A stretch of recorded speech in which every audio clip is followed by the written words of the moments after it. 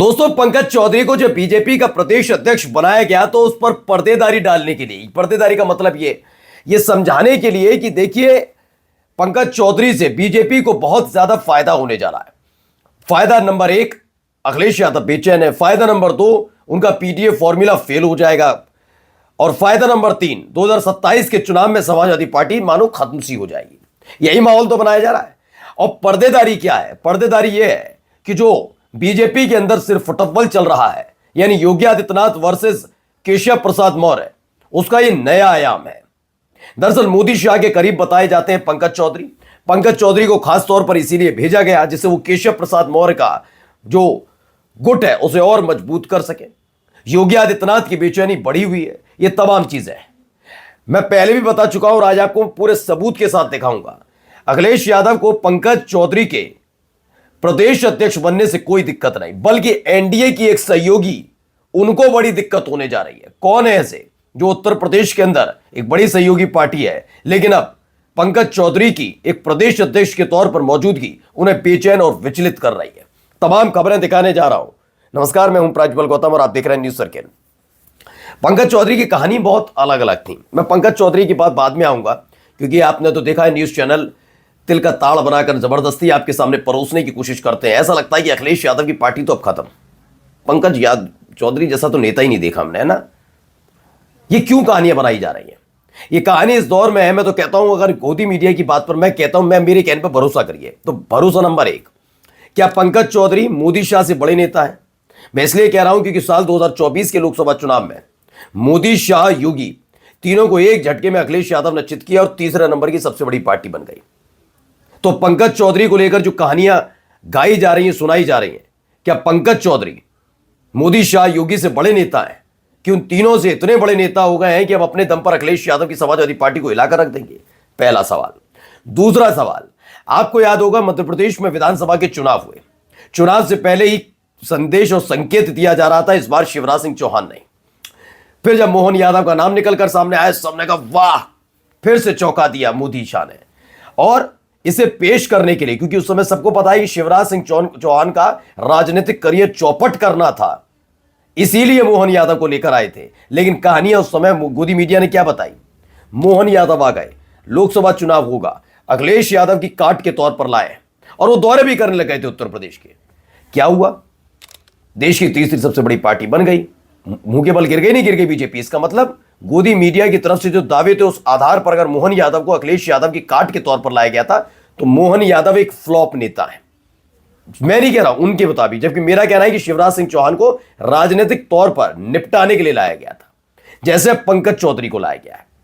एक कहानी आपने सुन ली होगी, योगी की बनती नहीं है पंकज चौधरी से केशव के साथ जाकर बैठ गए। लेकिन आज की कहानी थोड़ी आगे की है।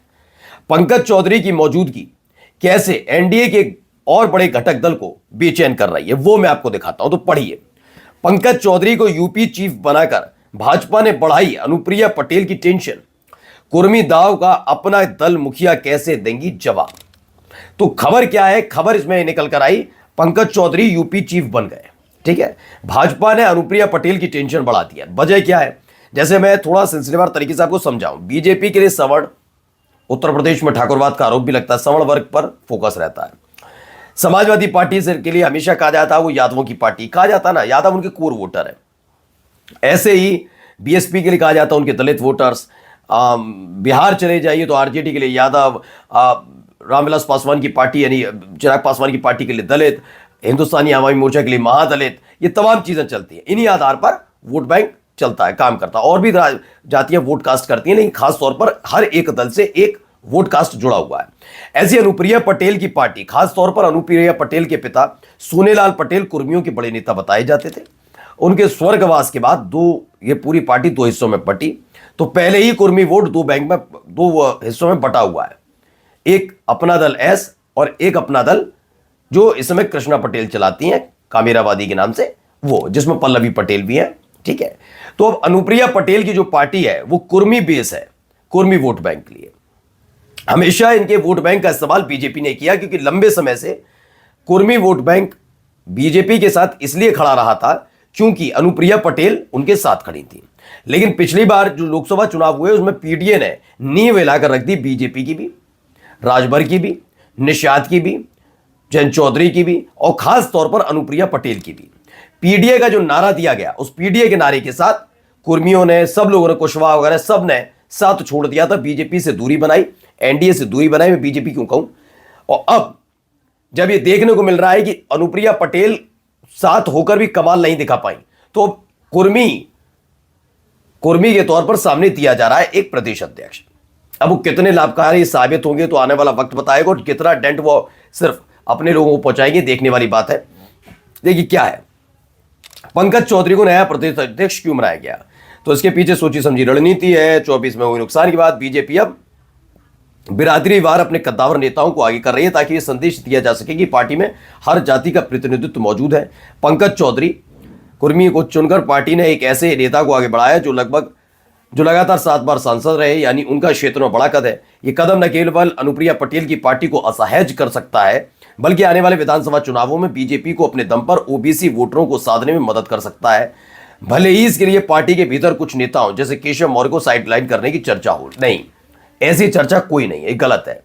दरअसल सारे का सारा खेला सिर्फ पंकज चौधरी की जाति से नहीं है, पंकज चौधरी की जाति के साथ साथ पंकज चौधरी के राजनीतिक प्रतिद्वंदता से भी जुड़ा हुआ है। योगी आदित्यनाथ के साथ उनका 36 का आंकड़ा यह हर कोई जानता है। अब बात आती है अनुप्रिया पटेल के असहज हो जाने की, तो हां, इसका असर पड़ता नजर आएगा, क्योंकि जिस इलाके से वो आते हैं लगभग उसी इलाके से भी अनुप्रिया पटेल आती हैं। और जब दो अलग अलग राजनीतिक दल एक ही जाति के लोगों को आगे बढ़ाते हैं तो असर तो पड़ता है। तो वोटर्स, पीडीए वाला कहीं नहीं छूटेगा, पीडीए वाला, क्योंकि भाई लोग भी कहते हैं स्वतंत्र देव सिंह भी तो कुर्मी रहे, तो कुर्मी स्वतंत्र देव सिंह कुर्मी रहे, तब कौन सा वोटर छूट गया था, पीडीए कहां उनके साथ चला गया था। तो पीडीए तो आज भी समाजवादी पार्टी के साथ है। अब आइए, एक सवाल इनकी तरफ से पूछा गया, पंकज चौधरी की नियुक्ति अनुप्रिया पटेल के लिए खतरे की घंटी।